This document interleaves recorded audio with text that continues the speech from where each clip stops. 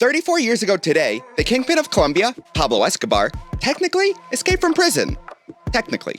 The substance are referred to as powder, and it has a pretty weird history, mostly because of the US, at least recently. Not only was its trade legal, but it was considered useful as a medicine. For instance, Dr. Pemberton, the founder of Coca-Cola, used the powder to help him with his morphine addiction, something he picked up during the US Civil War. But for reasons beyond this video, America moved away from powder and began a pressure campaign to end its trade throughout Latin America. Around 1947, the US kicked off a secret war against the drugs, which really only fueled the industry. A problem America really should have seen coming after Prohibition.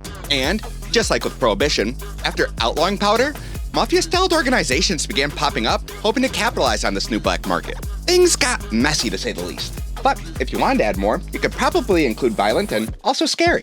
That being said, cartels weren't horrible either, because, interestingly enough, cartels actually give back to their community. For example, Pablo Escobar is largely considered a Robin Hood type figure to the impoverished people of Medellin. Not only did Pablo create public housing, but he also brought in industry, and he gave people something to do, such as opening up his personal zoo to the public.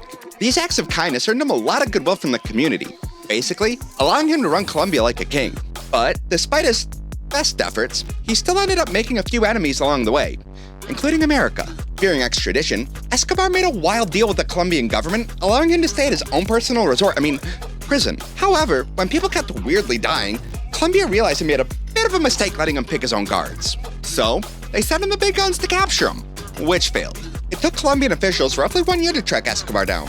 He died. Overall, Escobar was a complicated man who did do a lot of bad things. But I do wonder how many of those atrocities could have been avoided had America just minded its own business. Even the hippos came from Miami. And that's your history today.